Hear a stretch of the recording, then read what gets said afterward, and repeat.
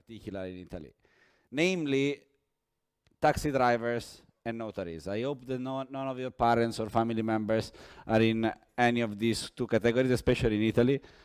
But they have developed over the years, after especially what happened in those, let's say, 20 years where Italy was not the most democratic country in the world during the 30s, a system in which basically they are getting money to add very little value to the consumer.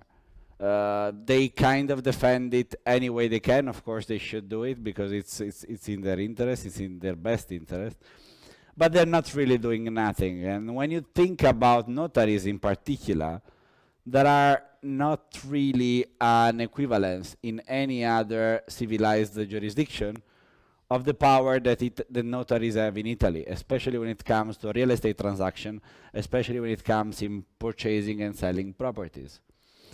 That's why I started being passionate about how can we get rid of them, basically. I mean, with taxi driver, it's a bit more complicated. If you try to do something against them, they kind of bomb your car. And it may sound kind of funny, but if you live close to Naples, it's not that funny. But with notaries, there are already some use cases of blockchain in which actually not only you can get a solution for the problem, but you can actually improve the overall efficiency of the transaction. So what I'm saying is we're not just replacing an inefficient member agent. We are actually improving overall what's going on there. And again, another thing that I love about this particular example is that it's really something concrete. When I started becoming passionate about blockchain, I was surrounded by charlatans. Everyone was claiming to have their own blockchain. Everyone was claiming to be about to launch their own token. Everyone, even nowadays, they were about to develop some very cool artificial intelligence algorithm. I've been speaking with few people, not at this event, but in other events where unfortunately there are much more opportunities for charlatan to come up. And you do not need to have a PhD in artificial intelligence to discover that most of these techniques that these people claim of using are actually very old-fashioned statistical tools that basically any single third-year student of a bachelor in economics should know. But unfortunately for most people, I was doing a PhD at the University of Zurich applying artificial intelligence, so I can really tell that most of these people are selling nothing. And when it comes to real estate, on the other hand, it's very much a concrete case. And in Malta in particular, and that's why I think it's worth to mention this topic today here at this conference, it's a real example of something falling not in the regulatory framework of MiFID, because this is not a virtual, it's not a security, strictly speaking. So if you try to tokenize a property, I'm going to be a bit on the boring side, but some friends of mine here are lawyers, so they are kind of used of being boring. But the thing is, when it comes to security, if you don't attach to them any rights, like optionalities, like rights to buy or sell, rights of use, because you're not using it, for example, to rent the property that you are about to buy, you don't really need to consider that token a financial instrument. And if you're not considering the token a financial instrument, Malta comes very much in hand when it comes to the Virtual Financial Act. That is a very nice piece of regulation that the government has been developing over the last year and a half, let's say, that came into play in November last year, that is basically attracting most of you here. Because with the problem with traditional STOs is that, unfortunately, most of them, they really and truly go under MiFID. They really and truly go under the Prospectus Directive. So even though we can market Malta as a blockchain island and as anything you want, you're still gonna go under the European Central directives when it comes to market these instruments, when it comes to sell these instruments, when it comes to manage them. Instead, with blockchain and real estate, this is I mean, provided that you don't attach any rights to the token, but you just use it literally to tokenize an asset, like for example, a house, a property, a warehouse. You can have a very concrete example of something that is totally under the scope of the Virtual Financial Asset Act. And when I was mentioning before that you can not only get rid of useless middlemen like notaries, but you can actually improve the transaction. This is usually happening already. It's not something that I'm going to sell you as a vision of 2020 or 2025 or 2030. Because most people buying properties in countries where they're not from, they usually don't trust the local regulator, especially in emerging markets where there might have been the best opportunities of investments in real estate. Think about Malaysia, think about Vietnam, think about Thailand. Unless you add a local counterparty, namely someone knowledgeable when it comes to the local regulation, it would have been quite difficult for any of you to profit out of, for example, the Vietnam boom in real estate. And that's unfair. I mean, it has been done for centuries to basically give a competitive advantage to locals, but it's also preventing overall foreign investment in those countries. And they may really need your and our money to improve and to boost their economy. So instead, again, I have the impression that here today there is going to be a mixed audience, so I don't really want to go into technical details because I'm already boring myself and it's 9 in the morning for all of you. Most likely you woke up 20 minutes ago. So I'm not going to show any line of code, even though I would have loved to, because when it comes to tokenize real estate asset, but in general real asset, it's really simple what you should do. It's really simple what you need to do, even on the tech side. I mean, there are other complications.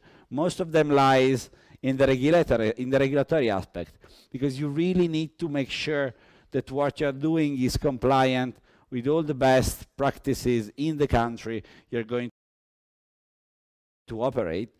But besides that, there is not really a technical challenge. However, and this is a huge disclaimer for all the pieces of talks that you're going to hear and all the pitch that you're going to hear these days, not here in Malta necessarily, but in general. The simple fact that the idea is simple doesn't mean that execution is easy.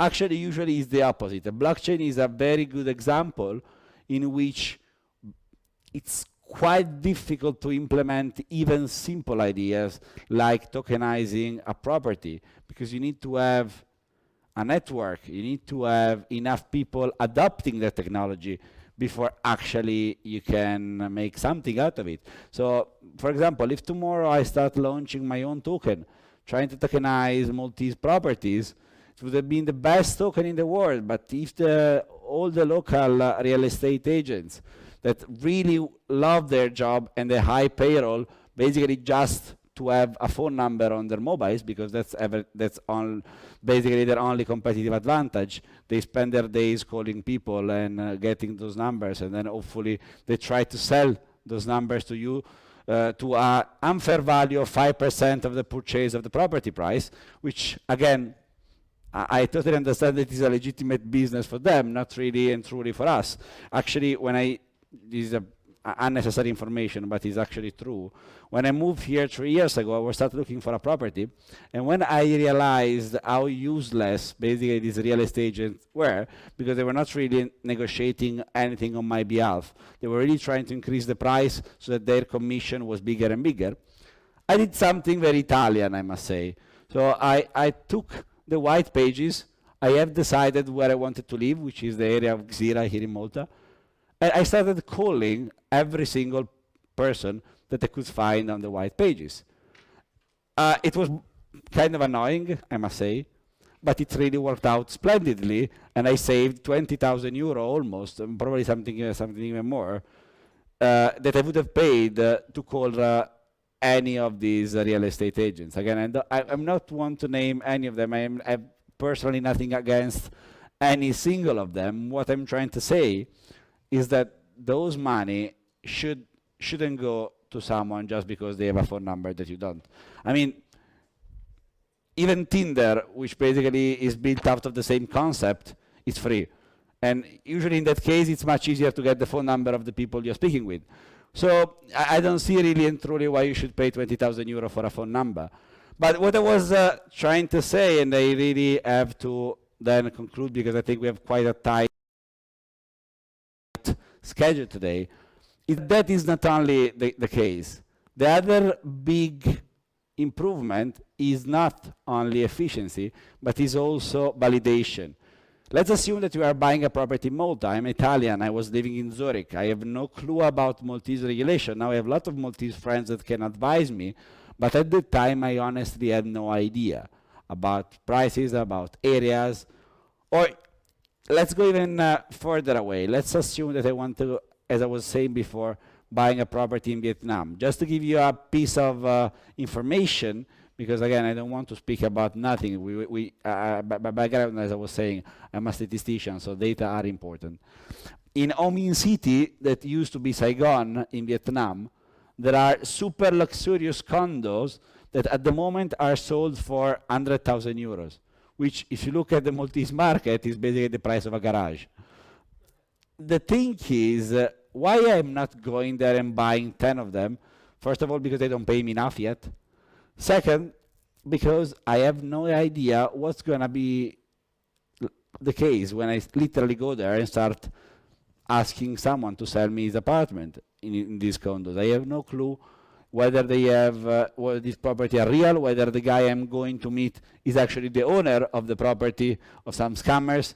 So what usually the blockchain does is with several, again, you're most likely more knowledgeable than I am, but just as a brief recap, you have usually a very good consensus algorithm that establishes the validity of each transaction, and that can actually tell whether that transaction was made out of scam or real cases. In this case, what they would do is actually prove not only that the guy is the owner of the transaction, is the owner of the property, but also all the previous owners. And again, this job usually is done in quite a poor way from notaries. I mean, again, just as a, I mean, it's not really an investment advice. You should do whatever you like with your money, especially in Malta. And I started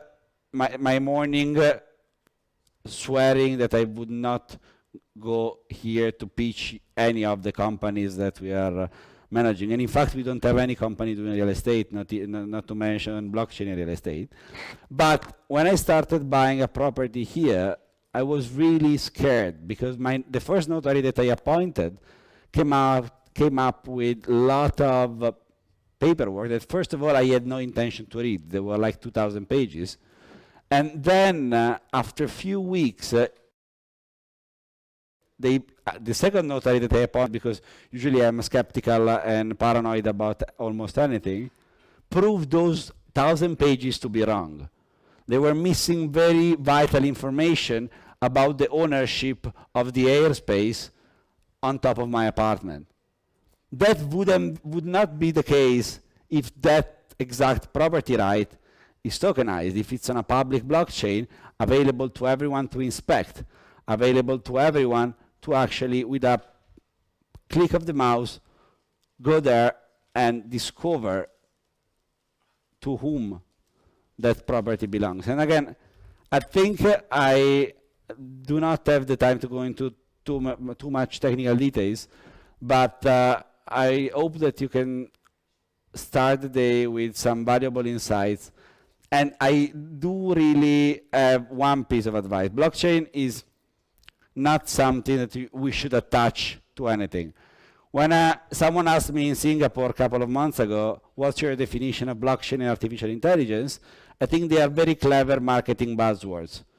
They shouldn't be used to any technology. They shouldn't be used to fidelity programs or anything that actually does not need a distributed ledger database. But this case, it's one of the few ones where having a blockchain solution can really and truly help and make the transaction valid. So I hope that the next speaker is going to be more insightful already than what I'm doing, so that if the insightfulness effect compounds, at the end of the day, you will be amazed and enlightened. So, cheers. So, okay.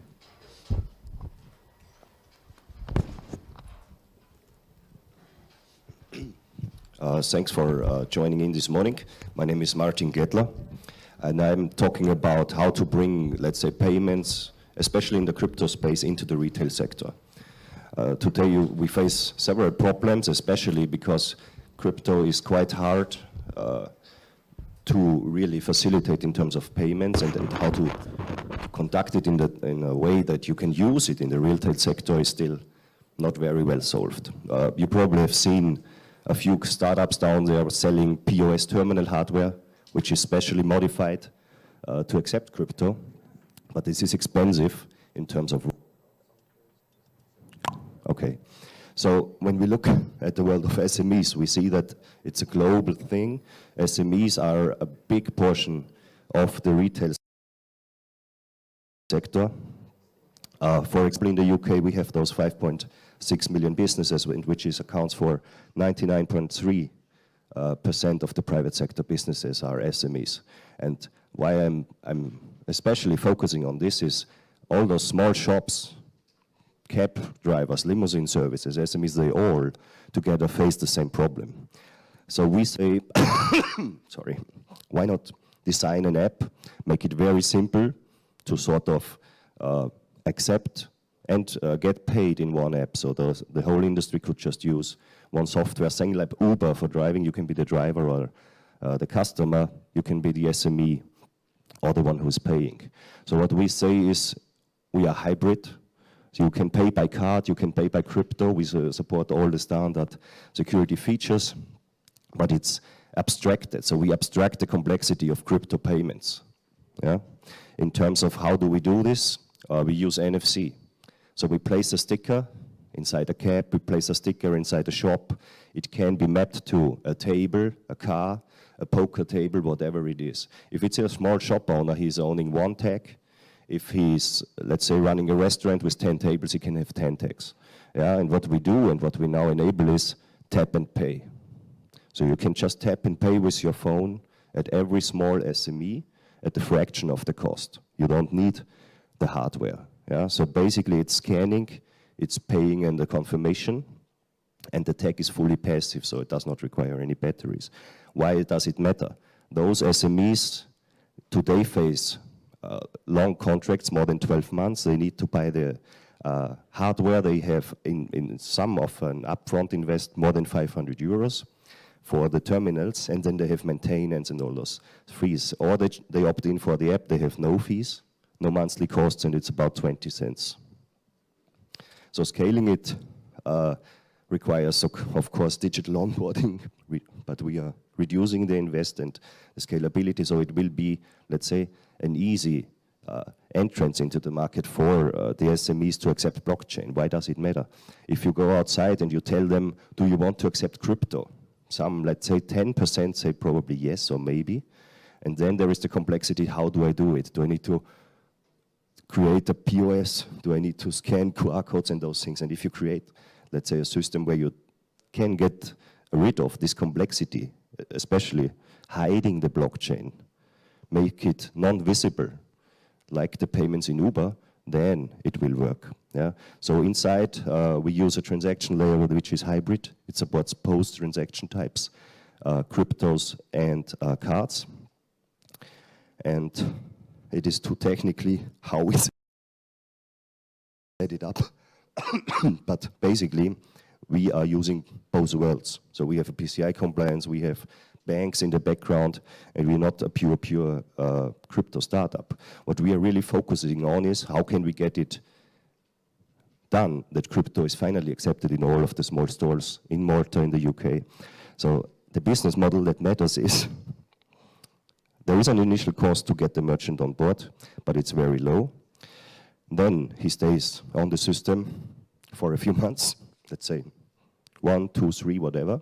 And at some point in time, he probably will leave or not use the system or whatever. But the question is the retention period getting enough fees in than the initial cost? And this is very easy to achieve, because in the end, if the costs are so low and you don't have to ship hardware and you don't have to install it in all the shops, this can very well be done. If you have any questions, you can see it on PayMagnet. And I already are prepared to give it to the next speaker.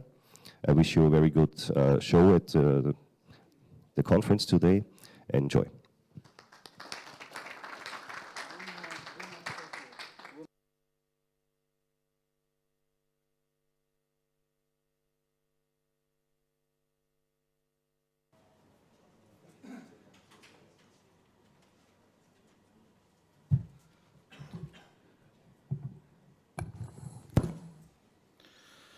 Right, good morning. So who in the audience is actually a real estate professional?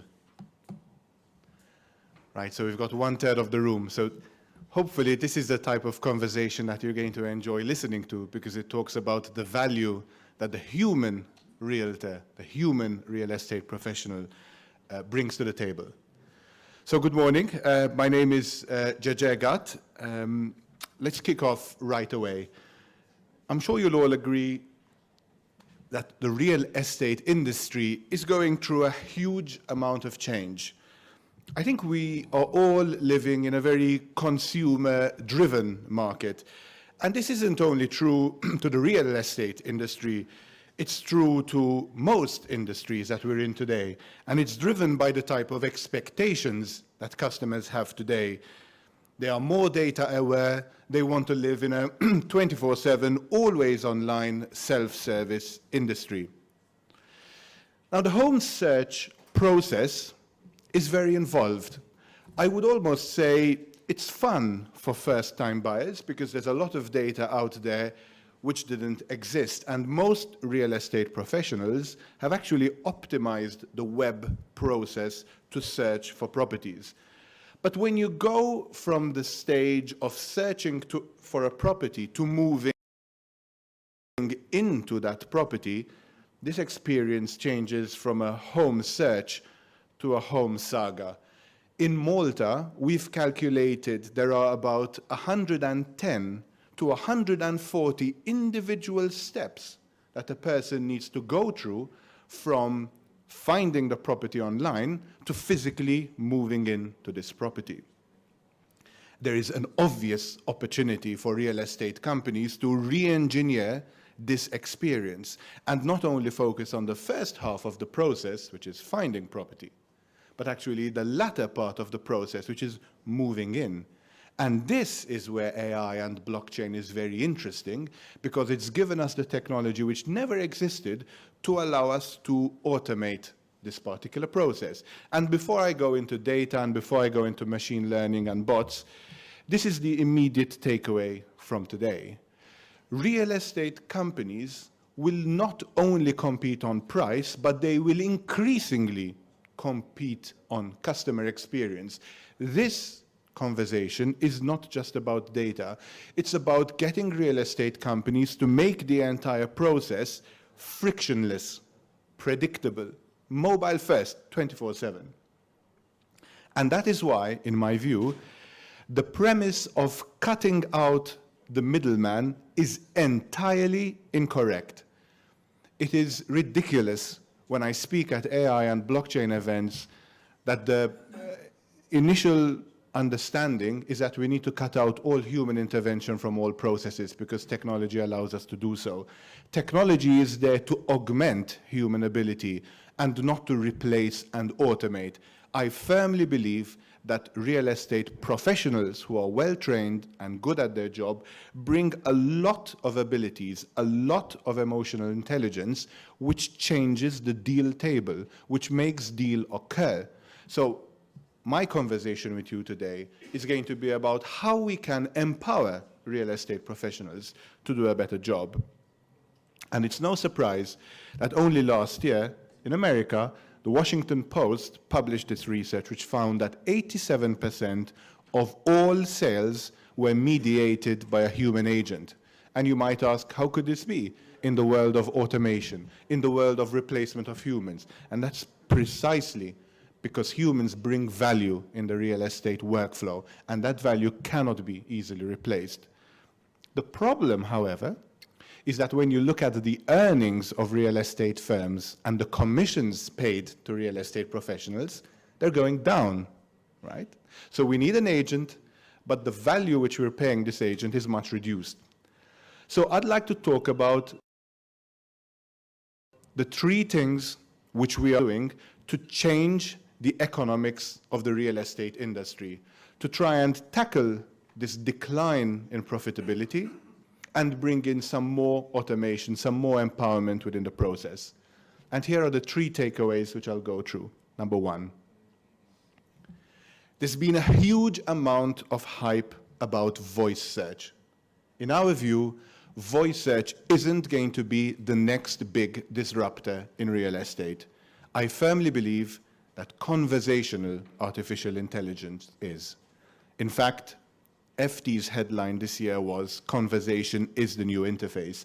And artificial intelligence gives us a completely new approach to making services available to real estate users and real estate professionals from small devices like phones, which are part of their life. And we could bring this experience to them in a very natural way. In the organization which I work in called EBO, this is exactly what our objective is, right? We want to bring consumers and businesses much closer to each other by providing exceptional conversations through natural language. And this is one of the key abilities in the AI umbrella, understanding language, right? We could be able to gather new data points about consumers, which real estate professionals typically wouldn't care about. We can handle multiple languages at the same time, something which is hugely relevant in a market which is complex and multicultural. We can use the right tone to entice the right buyers, and we can capture more traffic which can convert into enquiries. It is no surprise to you that real estate professionals in Europe typically convert less than 2% of their web traffic into enquiries. That's ridiculous. There's so much effort going into web optimization, but very little result which is coming out of it. We need AI to assist in creating conversations in a natural language which consumers can understand. And that's exactly why the Financial Times argue, and I agree, that conversational AI is the new interface. Second thing which we're doing, data. Of course, this is an AI and blockchain summit, so perhaps the word which has been used most in these days is data. But the truth is, in the traditional model, and this is something that Antonio, our first speaker, mentioned earlier today, data was the most highly guarded asset of the real estate professional. They'd keep it close. It was their unique USP. Today, data is everywhere. It is more easily accessible, and our end users, our potential consumers, have access to this data. So the question isn't how do we guard data in the real estate professionals' world, but rather how can we use data to empower both parties in the transaction, the agency as well as the consumer. How can we help them understand price predictions? How can we use data to give value about neighborhoods? Real estate agents had this unique ability to understand the culture of the neighborhood. What does it feel like moving in? What are the schools? What's the crime rate? What are the roads like? What are your neighbors like? data can help us now aggregate that information and also bring it.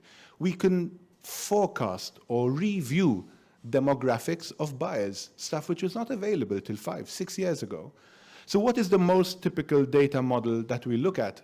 And I'll do this really briefly because a third of our audience here is non-technical.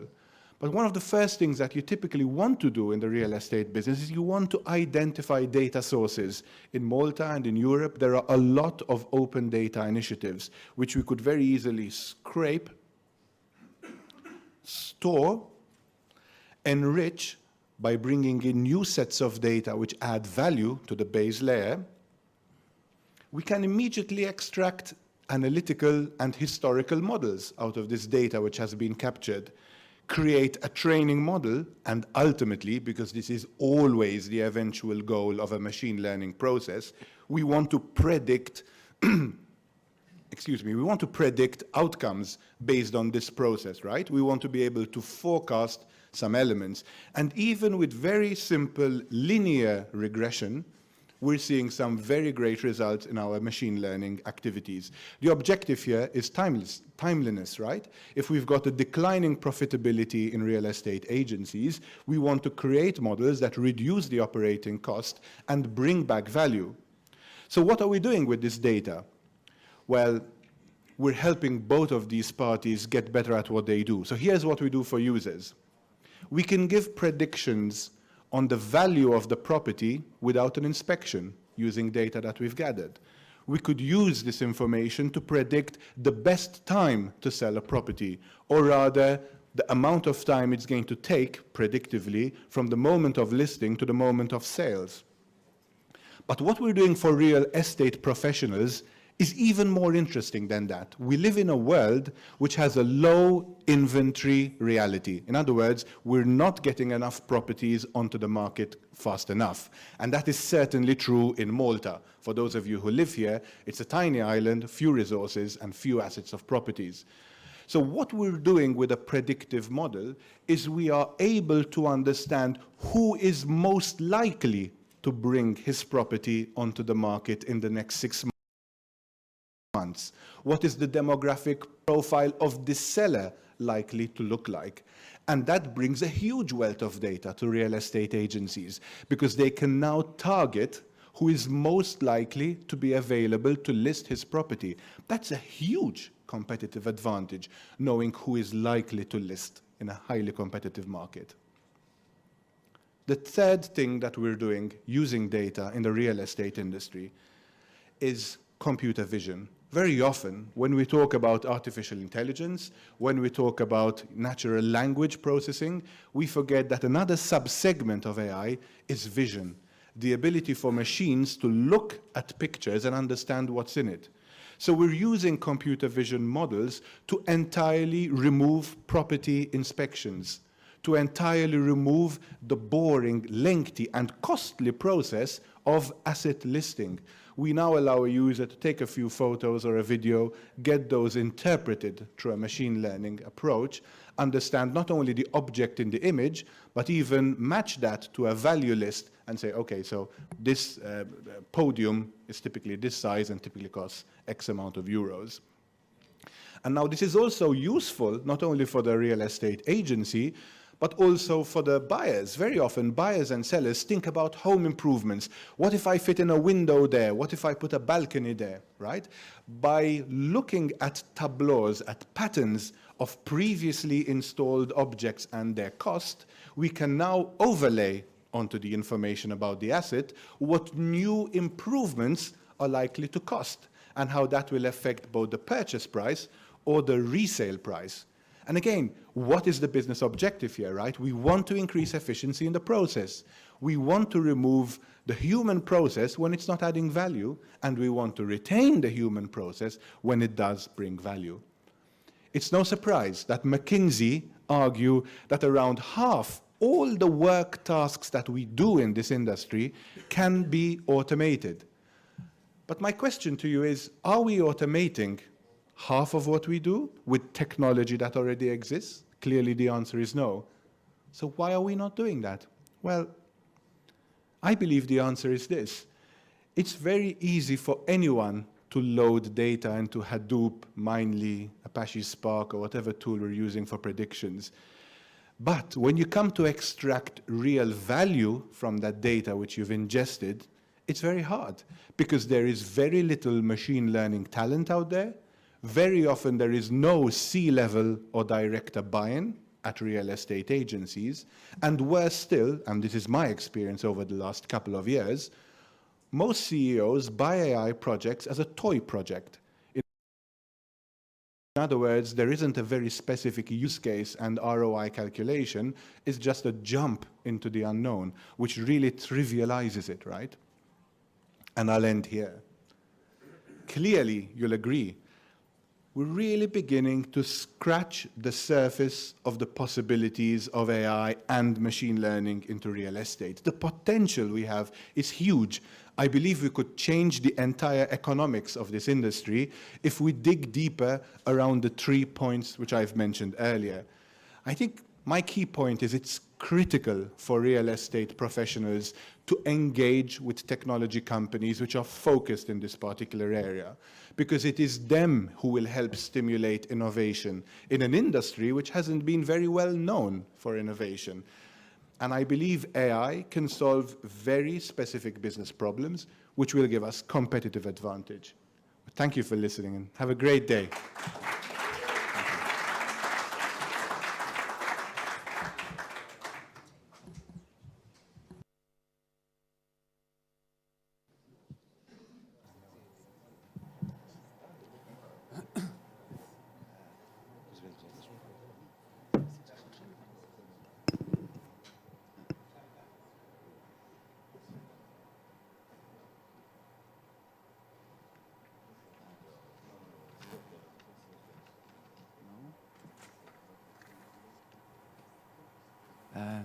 Excuse me? Presentation, please? Yeah? Hi, everyone. Good morning. Sorry for my broken voice. It's not my natural voice. It's just caught a cold because there's too much air conditioning in those warm countries. Coming from Belgium, not used to it. So sorry. And, but I sound like maybe an Italian stallion, something like this, you know. It might be sexy for some of you, maybe. I don't know. And so, the topic I was assigned to speak about is blockchain technology in retail industry.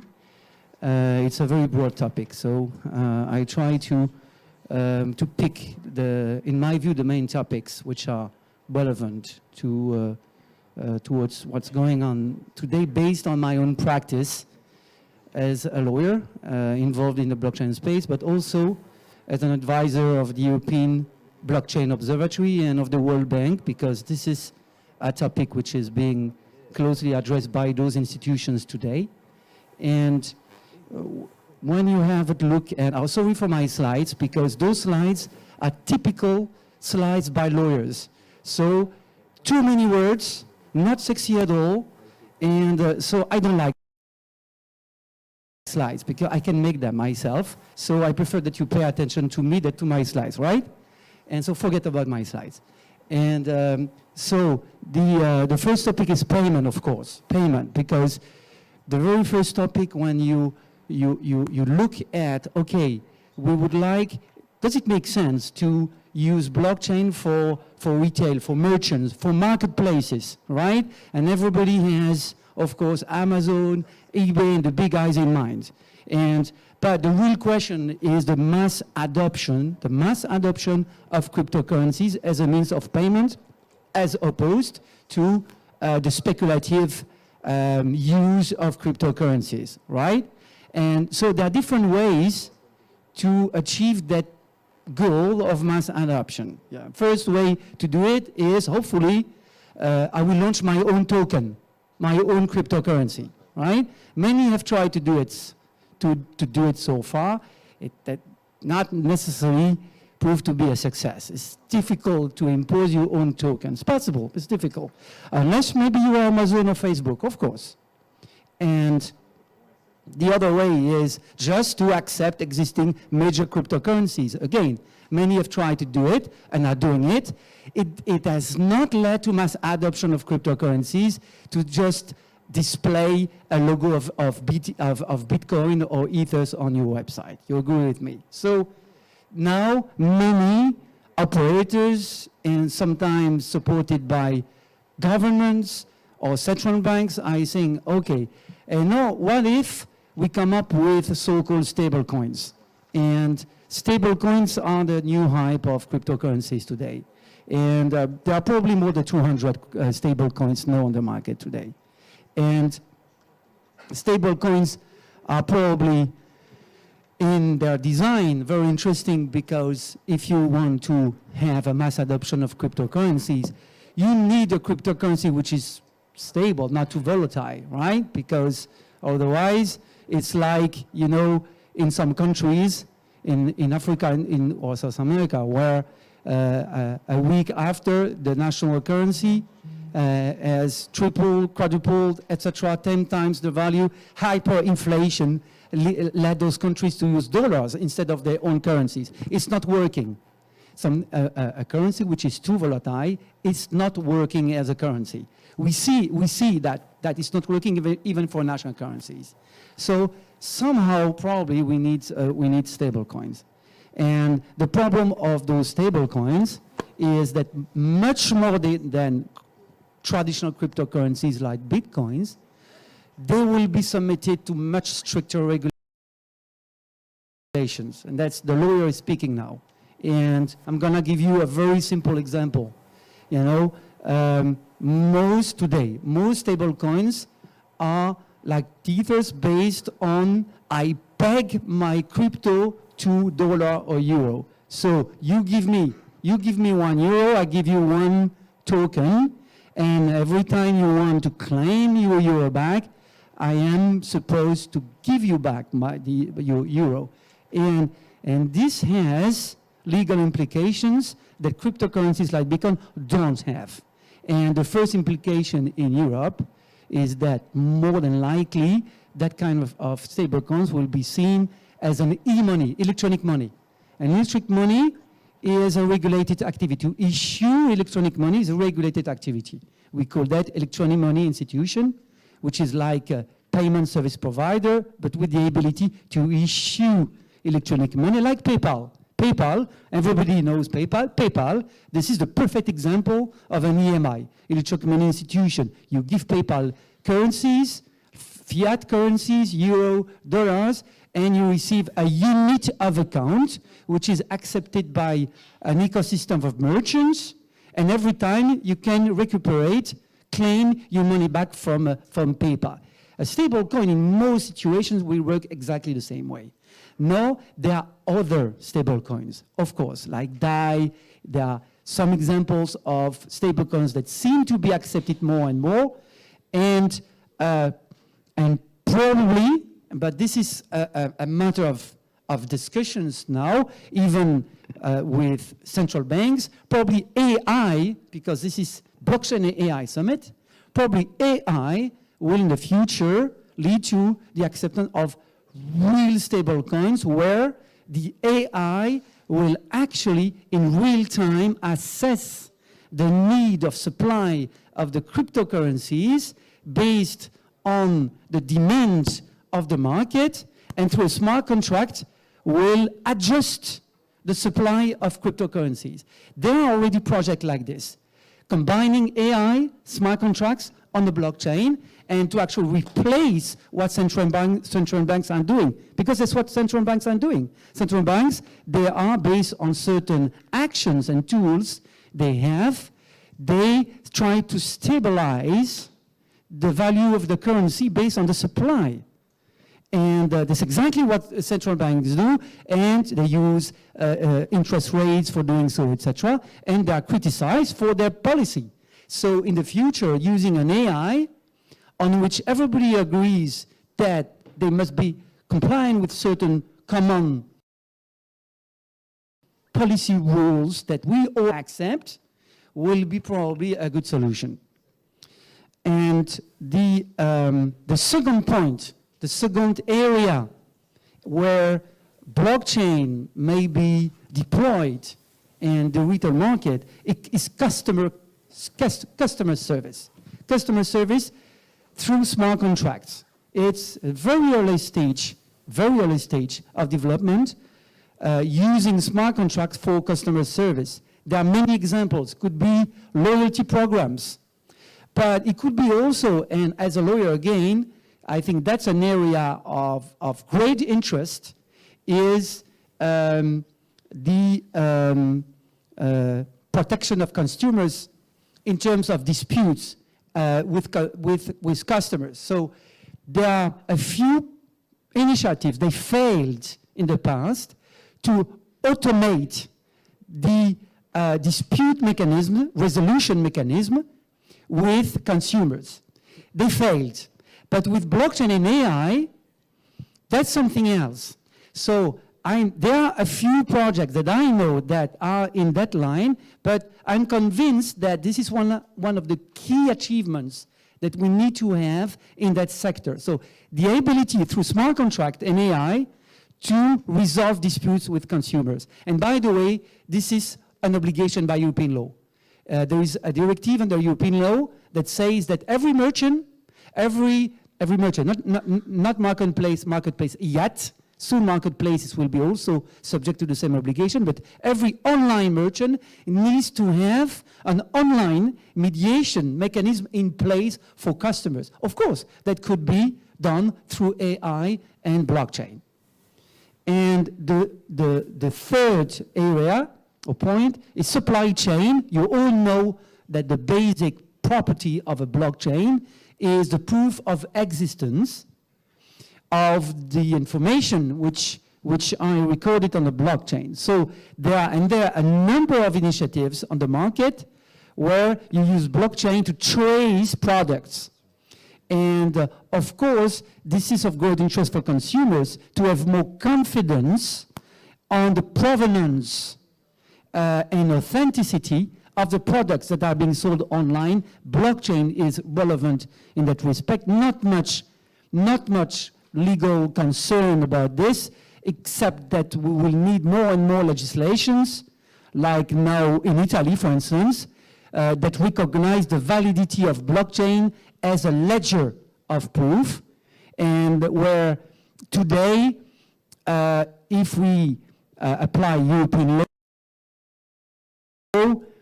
blockchain will have a very degraded level of legal certainty. So you can use a blockchain as a ledger of proof, for instance, for provenance of products, but your blockchain will be receivable in justice. So you can say to the judge in case of dispute, look, I'm using a blockchain, and this is like an electronic time stamping mechanism, but the judge must be convinced that the blockchain is sufficiently reliable. So you have a debate, which is for a judge, imagine for a judge to understand the technical implications of a blockchain, some reliability. We don't have case law yet in Europe, but I guess it's going to take years to have a final outcome. It's too complicated for a judge. So we need clear legislations that determine to what extent a blockchain is a valid ledger of proof. We need that. And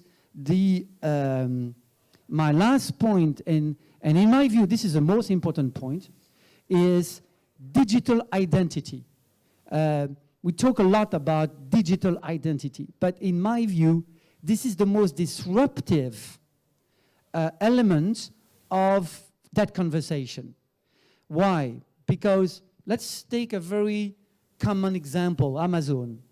I'm sorry if there are people from Amazon. I have nothing against Amazon, but this is Amazon, and everybody uses Amazon. And Amazon or eBay or the big marketplaces, whatever, they know everything about you. They know much more about you than you know about yourself. And even things you don't imagine they might know about yourself, okay? And this is what makes them so powerful, is the use of data. Everybody knows that. This is the massive use of your data with you knowing it or not knowing it. And with a decentralized identity mechanism, that can change. That can change massively. There is no reason why those guys should know so much about you just for shipping information or shipping products or streaming information online to you. There is no reason why they should know so much about you. So we are talking about the entire business model here. The entire business model might be threatened by blockchain, but this is a massive potential disruption here because technologies are already there. And for instance, at the European Commission, the European Blockchain Observatory, which was set up by the European Commission, we have a very close look at this. And because there are a number of initiatives that are already there, and that we call self-sovereign identity, SSI, self-sovereign identity, where the entire paradigm of digital identity is moved to the user instead of the issuer or the government. So it's you probably know some of those guys, and like on Ethereum, just forgetting the name, it's going to come back. It's a very well-known system on Ethereum, but whatever. The system is very simple. You create an identifier. Most of the time, it's going to be a public key on the blockchain, identifier, and you attach to it other information, identity information, and that it's an unlimited examples of those information you can attach to identifier. Of course, it could be what we call a verifiable credentials provided by authorities, and that would provide the highest level of KYC identification, like a passport, like a driving license, but not necessarily those so common documents. It could be also just an attestation from your bank, an attestation from even a post office that just saw you face to face. Now, many examples of verifiable credentials can be attached, but not necessarily verifiable credentials. It could be also a number of people that know you and that will testify and attest they know you.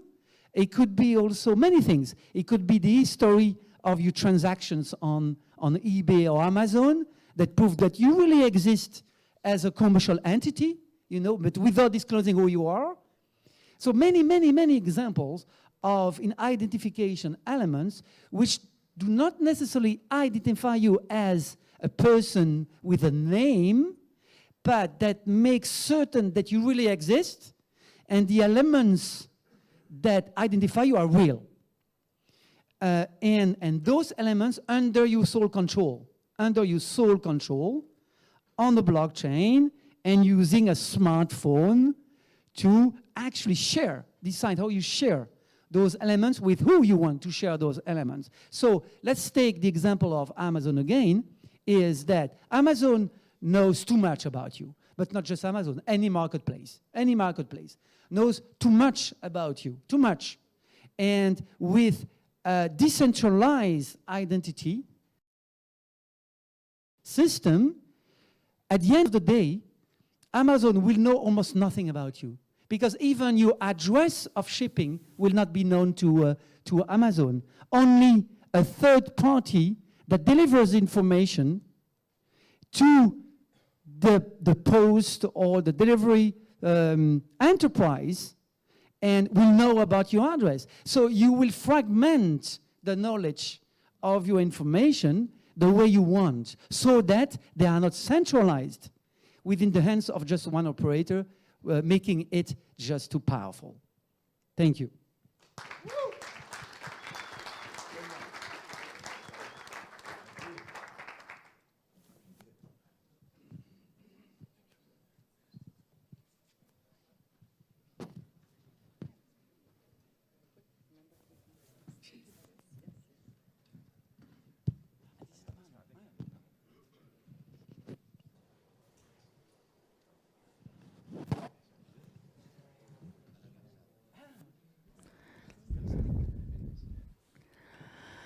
You guys want to do a mic check?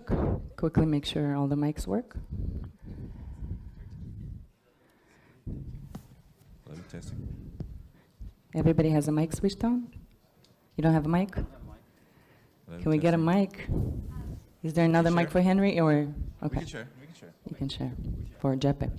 Right, okay. Hi, everybody. Good morning. Hi, everybody had their coffee. Thank you for coming. 10 in the morning.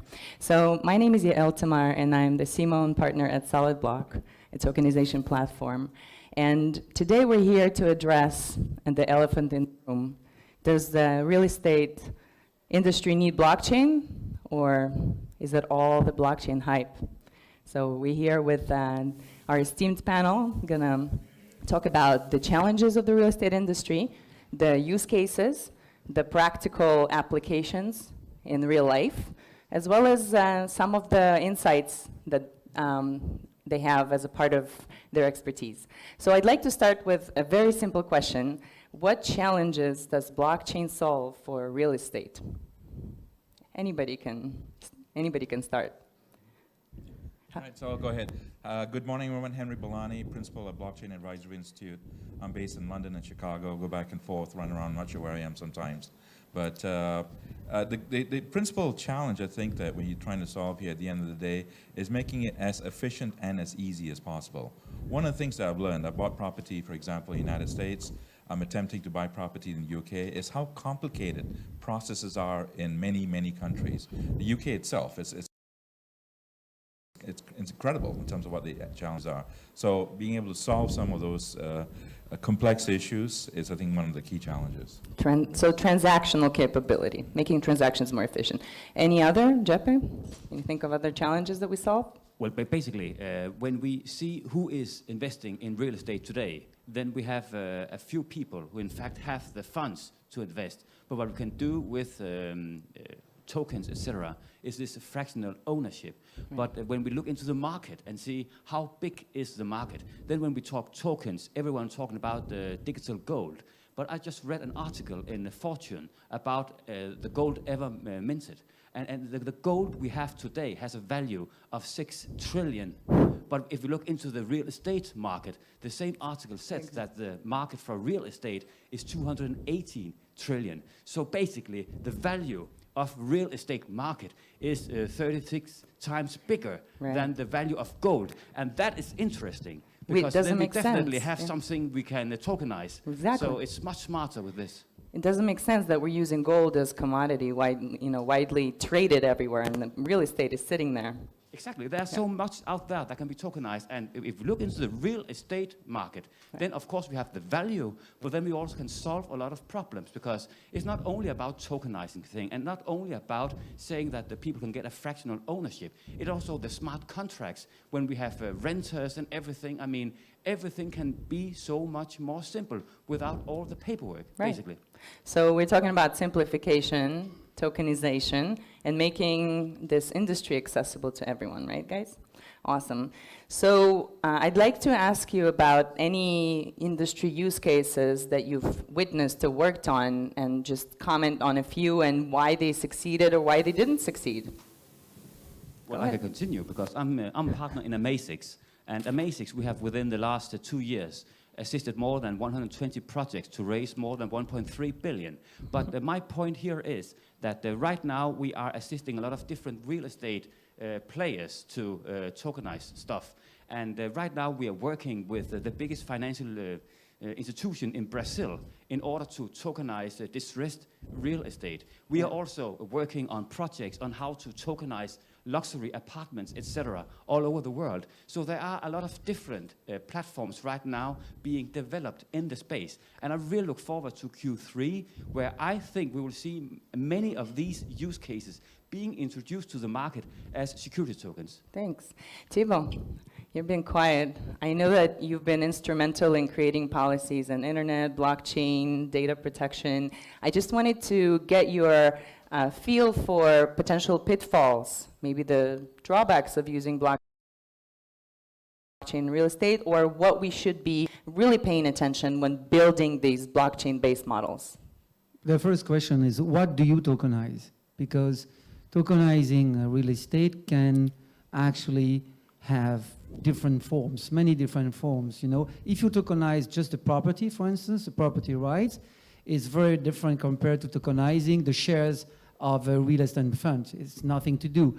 Tokenizing property rights in certain jurisdictions will prove to be very complicated, if not impossible. If you do it in France, where I'm a practitioner, you know, it's just a nightmare. We try to some extent to do it, but you need the cooperation with notaries, with public notaries. Imagine how easy it is to explain to a public notary that he will have, I don't know, 200, 300 token holders of a building in La Défense in Paris. Okay. And as opposed to I tokenize the shares of a fund, it's much easier, of course, because then it is so-called security tokens, and it responds to a very different legal regime. Right. So then do we have some legal structures available to make the whole process easier? I mean, I can speak from an experience as Solid Block did a project in Aspen, Colorado last year, and raising $18 million for St. Regis Resort and Ski Resort. Basically there we created a corporation that owned real estate. So then you don't have to explain anything to anybody. You create like a private ledger within, you know, a public system, right? So I think we have some legal structures available for this sort of thing. Sasha, good morning. Good morning. So just quickly by way of background, my name is Alexandra Levin Kramer, also known as Sasha. I'm an attorney based in New York, where I'm the chair of CKR Law's Blockchain Technology and Digital Currency Practice Group. I also happen to have a background in real estate, so this is kind of my niche, including having founded a real estate investment fund and managed it for 5 years. So I think we need to make something very clear, right, that you're not often hearing at these conferences. Blockchain is not the solution for everything. I think, as was already mentioned, I won't repeat, there are aspects within the real estate industry that blockchain can solve. Certainly smart contracts, a lot of cost savings, including having to hire lawyers to go through due diligence, months of preparation for large commercial deals because of the inefficiencies of the data availability and inaccuracies in the data. But what you're describing is, again, it's tokenization of a corporate entity, right, that holds the real estate. It's not tokenization directly of the real estate. To be clear, I think I would love to see the latter happen at some point, but for that we do need the cooperation of notaries or local counties. Or land registries that are on blockchain. Tax authorities. I mean, we're talking about a long-term goal here. So I also want to repeat that I think what a lot of traditional real estate players don't understand is the inclusiveness of what we're trying to promote is very real. There are people in the world who will never get on the so-called property ladder, who will never buy a share of a REIT on the New York Stock Exchange. But if they could buy a token for €5 or $5 that represents something. The Chrysler Building. In the Chrysler Building, the Empire State Building, whatever it is, that's meaningful. That's real progress. So I think that's where we're headed, but it'll take a little while longer to get there. I have a quick follow-up question for you. You mentioned you created and managed the real estate fund. Was liquidity really an issue? Was that something that investors came and requested? So in real estate, as we all know, liquidity is the main challenge, right? It is traditionally a very conservative industry. Liquidity, many of the deals are private, and so the public doesn't get access to them in any case, unless they're accredited investors, at least in the United States. So liquidity, certainly being able to have a marketplace that is open globally to all kinds of investors, is super meaningful. For us at the fund, we had only institutional investors, so it's a very different mindset. But I will say that, especially given that I'm in New York, which is sort of the mecca of blockchain in the US at least. Anyone here from Brooklyn? No? Okay. I do encourage you all to visit. There's a triangle in Brooklyn where loads of blockchain startups are located. But in any case, I think the Bermuda Triangle? No, so far so good. But you never know. Now I forgot the question. Liquidity. Liquidity. So absolutely, for the larger institutions, this is not as meaningful because they just see this as a little bit more complicated way of doing what they're already doing. Again, I want to emphasize that what we're talking about is really opening up liquidity to new markets. There are, and also I think we're very spoiled and insulated in the sense that we are coming mostly from Western countries. The rest of the world doesn't behave this way, right? The rest of the world, and I'm actually working a little bit with the United Nations in New York because there are either war-torn countries or, hurricane-savaged nations where, because the land registries were all paper-based, it's all gone, right? People have no records of their title ownership. And at the end of the day, it's a very simple, almost human right issue, in my opinion. And that's something that causes wars in many places, right? I think Henry has I just something wanted to to say. add, I mean, we were talking about the actual ownership of the underlying property itself. It actually exists. So we've been talking about ownership in a special purpose vehicle, for example, or REIT and so forth. I actually own tokens that actually represent property underneath it. I actually have some. It's actually in a country in Eastern Europe. It's a small country. It's a parking garage, so it's not that big of a deal. But at the end of the day, I actually have access to a piece of a parking garage in a small country through these tokens. Again, it depends on the country, as you're saying. The question is, can you park there? Yeah, exactly. Yeah, might have a little scooter or something, but that's about it. But the point being that that's where we're trying to get to, right? We're doing a lot of these POCs.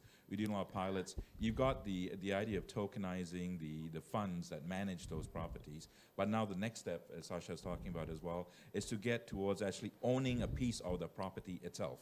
Right. And I think it's already happening. As I said, I'm living proof of tokens that represent that. Now the next step is to democratize and get it to everybody. Can you tell me what the difference will be between owning a piece of a corporation that owns a property and owning a property? What is the advantage? I think it obviously depends on jurisdiction in terms of what that actually means, right? For example, in the United States, you still have the issues around security tokens and so forth, what they mean and so forth, and so you got some of those types of challenges versus actually owning the underlying piece of the property, which means that you have a right to do something with that piece of property at a certain percentage, of course, right? It's not like you own the whole piece. So the challenge has become, if I have 100,000 tokens, for example, for a property, and I have 100,000 owners, each owning one individual token, how the heck do we actually decide that we want to do building improvement on that particular piece of property? It's a bit of a challenge. That's why you have a management company. That's why you have a special purpose vehicle, both from a management operation as well as from a financial management perspective. So I think we're trying to solve those issues. That's why most of these tokenizations that you've seen that actually are talking about the underlying property itself are still very small scale, right? So I talked about that particular property in a country in southern central Europe. But I think you're going to see more and more of those types of things starting to happen as we solve some of these regulatory issues. So before we go to Thibault, I just want to add my 2 cents. It seems weird to me that we're looking to give token holders the right to the actual property, because when you compare it to other financial products, stocks, bonds, and so on and so forth, you obviously have different ownership structure. And when you're talking about the simple shareholder, and let's say I'm buying stocks in Facebook, I usually don't have influence over Facebook unless I own a high percent of a stock and preferred stock as well. So what I think is going to happen in this industry is something similar when you have the same structure of debt, preferred equity, and simple stock. So that's what it seems like the market is going to go to me. Thanks. Yeah, Thibault. Yeah, just based on my practice, and when I look back over the last month, the operations that are coming up are more based on derivatives and loans than trying to tokenize the property directly or indirectly through funds. And so either you tokenize the future revenues of the real estate that most of the time will be seen as a derivative that you are creating. So you tokenize a derivative. Exactly. And or you make loans, which are very usual in development projects, and like real estate crowdfunding has been working like this for many years. So there's nothing new under the sun, and it's a loan.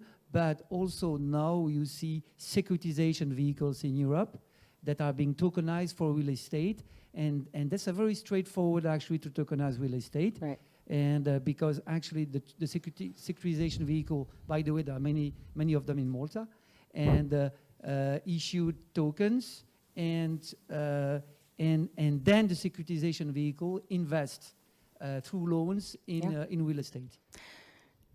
Yes, Jeppe.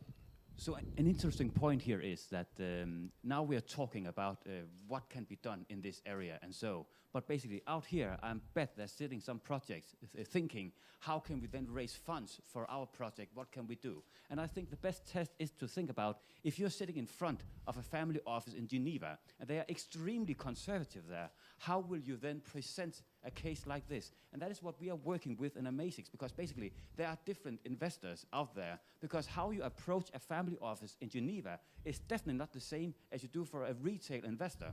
So there are different stories to be told. So what I think is very important now is that we focus on the use cases. How can we make this smarter? And for instance, you gave this example from France. I had the possibility last year to buy a summer house in France. It was hell on earth. Exactly, because what happened was I need to go to this notary, sit in 2 hours, where he read everything page by page in French. And my son, which was 4 years old, he was peeing in the... I mean, it was crazy. I mean, they deserved it, warm, right? So a lot of things can be made by a smart contract. That is a pure, use case already there. But when we look into the investors and the conservative family office in Geneva, it's something else they're looking for. What can we benefit from here? And the true benefit is that we can create a market like this where we can trade immediately. So these illiquid assets will then suddenly be liquid. And that is a big feature for an investment like this. My question is, can we take your son with us when we go talk to the regulators? Definitely, he would love that. As long as he can get cola and stuff like that, he will offer it. Can I make a quick Yes, quick please. comment? So just quickly, Speak closer to it. Yes. okay. Tokenization is not like a uniform defined term, right? I mean, it is basically just code, right? So it is whatever you make it to be, just to be clear. It is whatever rights you assign the token holders to have. It will vary project to project. It varies industry to industry. So when we say tokenization, just for the sake of clarity, it's not a uniform definition. But also, I just wanted to pick up quickly on smart contracts. So in the U.S., as of now, smart contracts have not been recognized yet under legislation. We are a common law country, as in the UK, so we are looking to the courts eventually to recognize what this instrument will be. However, I will say that smart contracts in all of the underlying industries, whether they're healthcare, real estate, and other use cases, again, part of the challenge in this industry in blockchain is that very often the developers of the code of the smart contract literally don't speak the same language as the real estate professionals, as the healthcare professionals. And so I think that's something that I always advise young students who come to me, looking for advice. My advice is learn how to code. We need to be able to learn, to speak each other's language. And so something that came up during the ICO craze that if any of you participated in was there's a study that my alma mater produced, University of Pennsylvania, last summer, where they did a study of 50 ICOs and compared the smart contracts of the ICOs to the actual white papers, and found, I'm sure you're shocked, that over 90% did not provide the promises that were made in the white paper. So that's another challenge, is that when you are investing in anything blockchain related, is I would urge you strongly to seek legal advice. And so something that we are offering is actually a legal audit of a smart contract to make sure that the code of the smart contract actually correctly reflects the terms and conditions or the contract that it relates to. Well, that's why we have also regulators that are making sure, not on the smart contract level, right, but on the prospectus level, right? So, but I think that's actually a crucial service that you could provide. I have a question to Henry. So I read some of your research on how you can balance between regulatory oversight and banking inefficiencies. You have to protect the investors, yet you have to make this industry simpler. So we see the same in real estate, right? We want to make it simpler and easier and more accessible, yet we want to prevent scams and bad products reaching the market and marketing really well to users. How can the regulators come in without overstepping? Yeah, so the reason that the context of the question is really I have a extensive background in banking regulations, and I stepped into the real estate world. There's a lot of similarities in terms of what we're trying to do in the real estate side of it. It's how to make it as efficient and as transparent as possible. I think that's key, the word transparency. The idea that is you want to be able to make sure that every step of the way you'll be exposed to what some of those issues are, so you avoid that 4-year-old baby peeing in the office, for example, right? So that's the same kind of lessons that we can learn to bring that across. If I can be open, I can also be clear in terms of the process that we go through is also key. One of the challenges that the banking industry is facing, especially in terms of cross-border payments, I think was talked about a little bit earlier as well, is the inefficiencies and a number of steps that you can go through. So if I can disintermediate, in other words, take out some of the middlemen, notaries, apologies to notaries and taxi people, as we talked about earlier in the first session, is that at the end of the day, if I can reduce some of those cost factors, and I can see a lot more efficiencies, and we're seeing some of those things happening in the cross-border banking world, we'll see the same thing happening in the real estate world as well. Very nice. You guys have something to add? Just an anecdote, a little story. 2 years ago, we tried with another lawyer, a friend of mine, we tried to do a real estate transaction in Bitcoins in France. It was an experiment. The client was willing to do it.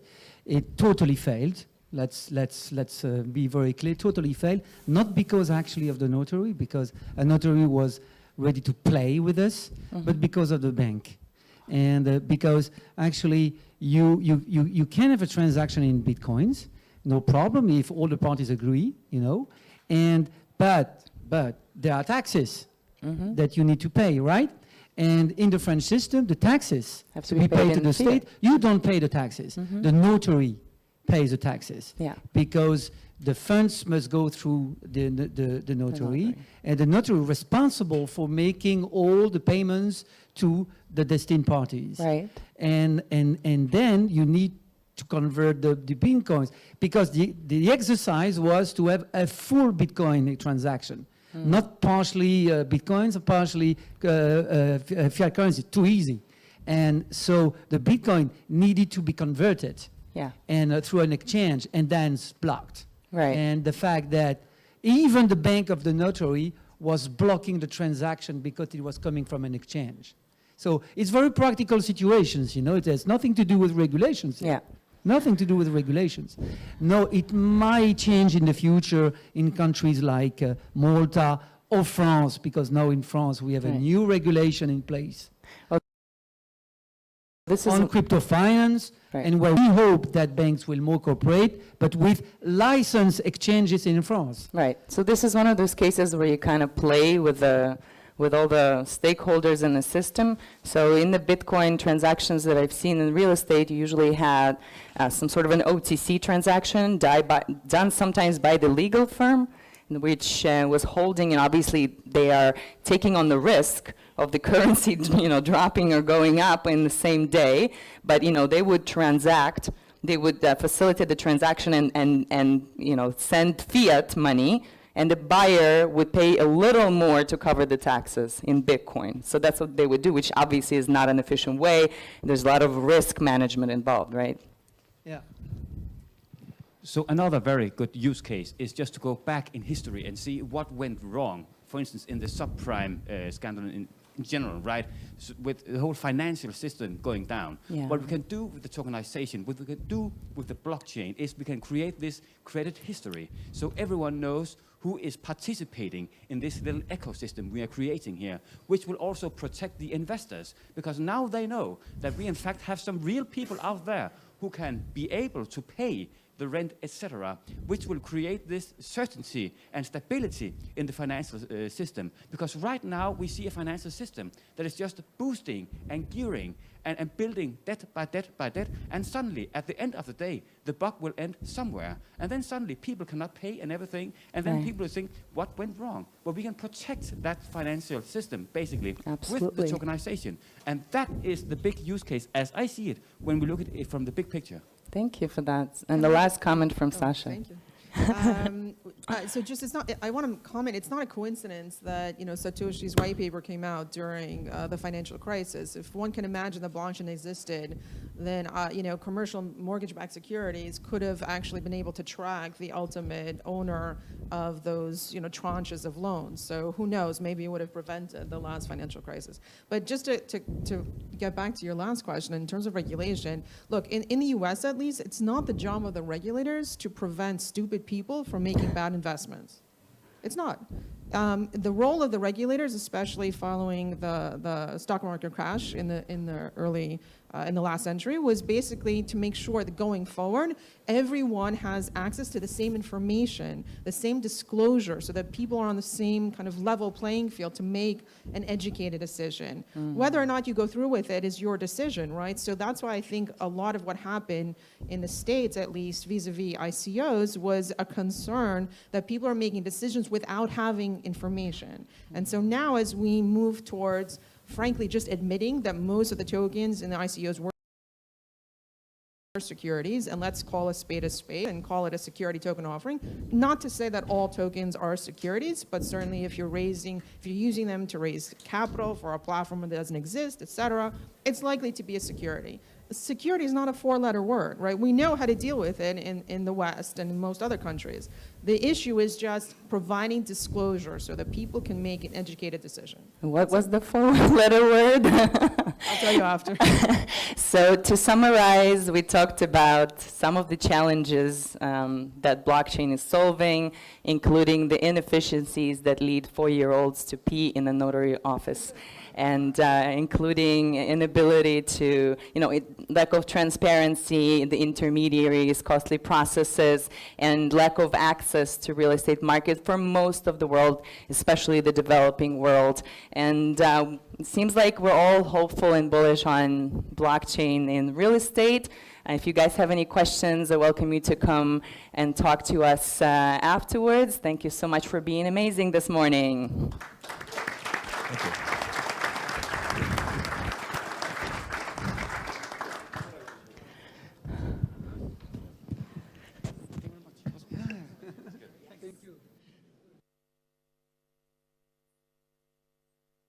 Thank you so much. It was really good. Thank you, you too. Thank you so much.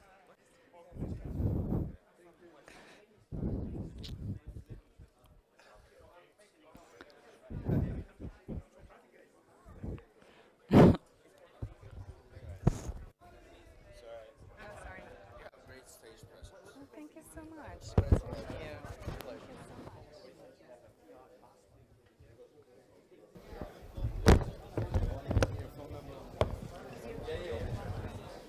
Hello.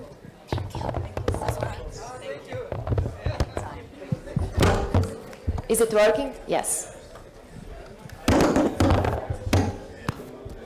Okay, so good morning all. Welcome to one of the best panels during the event we have about streamlining business-to-business payments and cross-border transactions. I have 4 amazing guys sitting next to me. Brad, CEO of Beyond Enterprises, Jack, CEO for Reese, Hamur, Inscript, sorry, Haroun, yes, so CEO of Inscript, and Uldis, CEO from Globitex. So probably just a main thing is that we have Swift going through the project with 28 banks participating in a blockchain-based project where they are trying to simplify and streamline the cross-border transactions.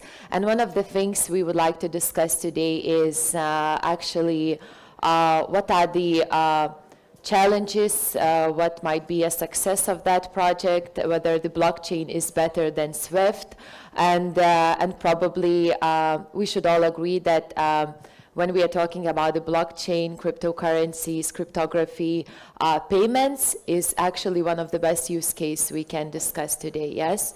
So just probably to start, I would like to ask, how do you think cross-border transactions in general changed within the 5 years? Looking from this perspective, we can start with Brad. Hello, everyone. I think blockchain, as you said, is a perfect use case for the scenario, because right now, if you were to use SWIFT to transfer money, there is a default 24-hour wait period because it settles every night. It's a manual process, literally a manual process. So those of you who are familiar with SWIFT would know it can never go as fast as even the slowest blockchain, which we can all agree is the Bitcoin.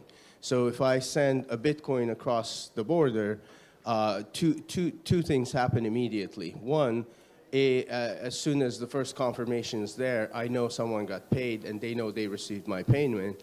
And two, it doesn't have to go through a lot of checks and balances and control points and manual processes in doing so. So in 5 years, I think both SWIFT and other rails that the banks use are going to at least try to implement some iteration of blockchain to speed up their internal processes. It may not be the future I dream of, where there's no transaction fees because I should be able to pay someone with my own money without getting taxed on it.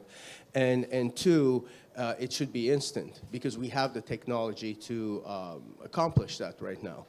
But I think it's going to be a hybrid between what we have now, where you have to go to trusted third parties, whether it be your bank, your MoneyGram, whatever you use to do cross-border transfers, and with an internal application of blockchain that speeds up their internal processes. So I would like probably just to add a question next to this. So SWIFT is actually claiming that they will reach the payment, cross-border payment in less than a minute, looking at a 1 or 2 years perspective. Either they will use the API or GPI network or the blockchain. So what is your opinion on this? Check. Yeah, there's a few things to touch upon here. I agree with a lot of the things that you said, but I want to emphasize that it's not your money, it's the banks, and that's the problem. Because if it were your money and you had it in hand, you could give it to me without any fees. It's backed one-to-one with no credit risk and printed by the state.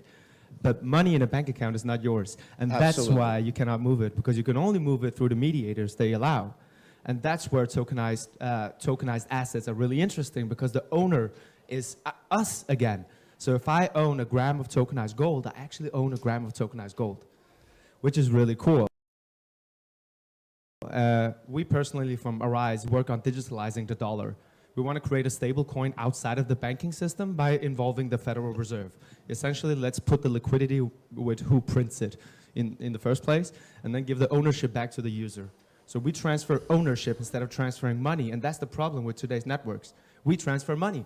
We need to keep money still and transfer ownership of money instead. And that's why SWIFT will optimize. It's amazing. It's a great system. Now we can send money all over Europe, but in the all over the world. All over the world, sorry. But in the 2-3 years that SWIFT might update their protocol once, you will see the creation of 17 different crypto projects and protocols. I worked with the central bank. I worked with the largest PSPs. And you know, a guy who went on maternity leave and came back and Ethereum was forked, so nothing worked anymore. The crypto space is way too quick and too agile for companies like SWIFT to be able to tune into this world of expansion. What they can do is collaborate, like WorldWire and IBM, building on the Stellar network. So corporates working on public systems, like Netflix uses the technology of piracy, you know, but now it's just a legit product, but it's still distributed movies. So do you believe that they will reach the cross-border payment absolutely. in 1 minute? Yeah, why not? I'm here, I can do 4K FaceTime calls anywhere. Why shouldn't they be able to move money? Okay. Okay, so I Not will have a efficient, couple of but- more questions then. So what about Haroun? What's your opinion on this? Personally, I believe that the best use of blockchain is in crypto. So using blockchain for SWIFT does not really make sense, at least for the people who created blockchain and crypto. I mean, if you see the context of the creation of Bitcoin, it was after the financial crisis, which was mainly caused by banks. Having crypto as a cross-border transaction mean is even more than less fees, more than instantaneous transactions. It's about not having a third party. Okay. And Uldis, what do you think is the biggest threat for SWIFT success or opposite? Okay, I guess this is a bit of a one-sided panel because we're in a crypto conference, so I'm going to try to be a bit more balanced, but I don't think I'm going to be too successful at that. So let's do it. So with the biggest threat, and that's also why I don't believe that SWIFT will succeed in super fast transactions, is basically the regulatory environment and the United States government. Because if we look at the technology, you know, SEPA in Europe is an international system, works for years with the, you know, transfers 5 times a day or 4 times a day in a couple of hours. Now, in the recent years, has launched SEPA Instant, at least in Latvia, where I'm from. A couple of banks have joined. In Estonia, I know biggest banks have joined. 10 seconds payments in SEPA Instant. So the technology is there. The question is the United States government, who is, I think, the biggest power behind SWIFT, are they interested in fast and automatic transactions? Or are they interested in a network of correspondent banks where each payment gets, you know, 8 pair of eyes before a transaction gets through? Because I think that's the biggest threat. So Brad is linking his head. So do you agree that U.S. Government is one of the biggest threat in SWIFT success, or in general cross-border success in API payments? Well, I want to add on to what was just said. I think technology is there. The challenge with SWIFT doing sub 1 second transactions is going to be regulation. It's going to be banking regulations, and I'm sure in the future, not 5 years, but in the distant future, the U.S. government will get on with the program and allow faster transactions. I don't know, sub 1 second, but they do have a lot of resistances to breaking down existing systems just because of AML concerns. Because biggest challenge that the banks that we talk to and advise on that they face is doing real-time AML.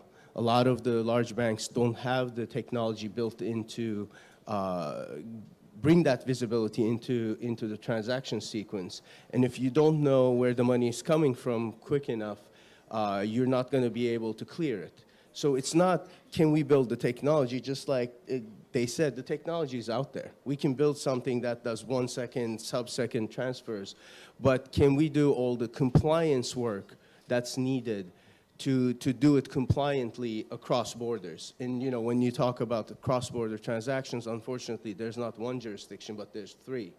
There's the originating country's laws, there's the receiving country's laws, then international banking laws. And sometimes they're perfectly aligned, other times, like in Europe and US, they're misaligned. So SEPA can do instant in EU. As soon as you try to send euros to US, you go into the correspondent system. So, and as we speak about the regulation, and then we all agree that it has a very big impact when we are talking about the SWIFT or blockchain success in quick payments.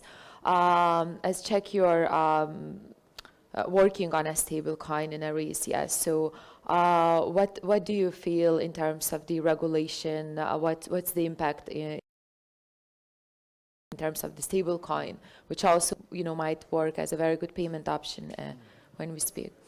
Well, I think that now, I've been in the crypto space since 2013, so I came into this world from tech. Bitcoin check. Yes. Bitcoin check. Yeah, I lived 1 month only on Bitcoin. That was the most expensive month in my life. If I just kept those Bitcoin that month, yeah. But it was a fun little story, and I got to learn a lot about crypto. But I've learned about finance afterwards. I learned about technology first. I came into this world from a technological standpoint. Now, cryptocurrencies and blockchains, it's like the invention of the wheel, and the wheel was not invented to drive only one vehicle. So the fact that we have JP Morgan coin doing stuff, and we have the Gemini dollar, and the fact that we have Maker, who has no real foothold in the real world, I think it's equally important. Let them have their tug of war, and we'll land somewhere in the middle, because the innovators are the disruptors, and the silverbacks have experience, but they will never be as agile as a crypto company is. You can't be if you check out at 4:30 and want to go home. It's just a different mindset with these two kind of enterprises. What I think, and I really want to emphasize this, is that they will be working together. For the past 2 years, I've met with several banks and central bank governors and payment institutions. And it's pretty clear. The big guys need to work with the small guys, and the small guys need to follow the rules. So we will never get mainstream adoption or get any kind of blockchain-based system into the masses without following regulation. For us, it's quite easy. We're an e-money institution, and we'll work with trusted banks. So that's quite simple. But if we want to tokenize, a game where the 10th headshot in a row gets 1% share of the future earnings, how would you regulate that? It's very difficult. So regulation is of utmost importance, or else the regular average people are never going to use it. But it's not. It's easier said than done, because the regulators are still 3, 4, 5 years behind. Or even more. Or even more. Yeah. Yes. So yes. So in terms of the regulation, do you see what do you? Can you pick up any country, state, which are doing quite well in your opinion in terms of proceeding or drafting some regulations on the crypto space? Well, there's several countries in the world that are going blockchain friendly or crypto friendly. One of them obviously is Malta. There's also Switzerland, Hong Kong, Singapore, but still big countries with high populations like USA, France, Germany, even Russia. They are not yet adopting crypto-friendly regulations. There is a lot of work to be done. Now you have a ton of paperwork if you want to tokenize something. For SEC, for example, in the United States. So, yeah. Yeah, I'm just looking. Maybe the mic is not very good. Yeah. Is it now? Yes, now it's better. Yeah. So, as I said, there's no clear regulations in terms of cryptocurrency until now in the big countries in the world. So, it's not good.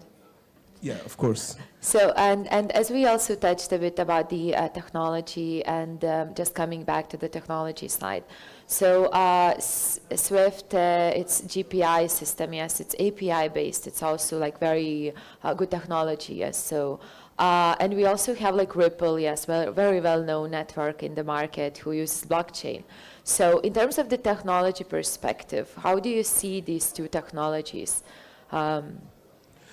Do you see, to comment? Yeah, I believe that cryptocurrencies has pushed the SWIFT protocol to become more competitive in terms of price, fees, and in terms of being fast as a transaction mean. So the technology, as everyone has said, is there, but there's banks that they need fees, of course, because it's their line of business, but also there's also the intermediary banks in the thing. For example, if you want to send money to one bank in the US to another bank in Europe, you have to pass by probably more than 6 banks if it's not the same bank. So everyone has his fees, everyone needs his time. So this is why the SWIFT does not really work fast. So in terms of the technology, you still believe that blockchain is better compared to API? Of course. I strongly believe in crypto as a mean. Even if SWIFT implemented blockchain, still crypto is there as a financial mean. So why not use crypto directly? So Uldis, what is your opinion?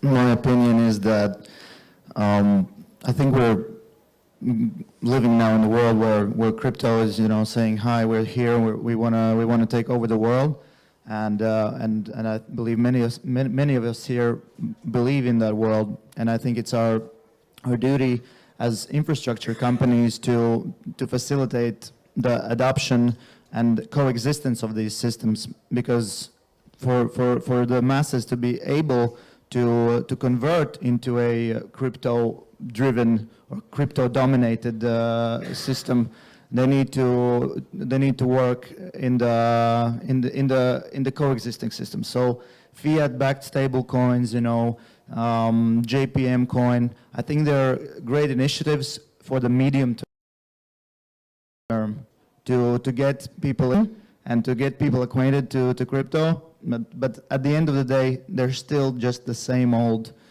system with the technology layer on it.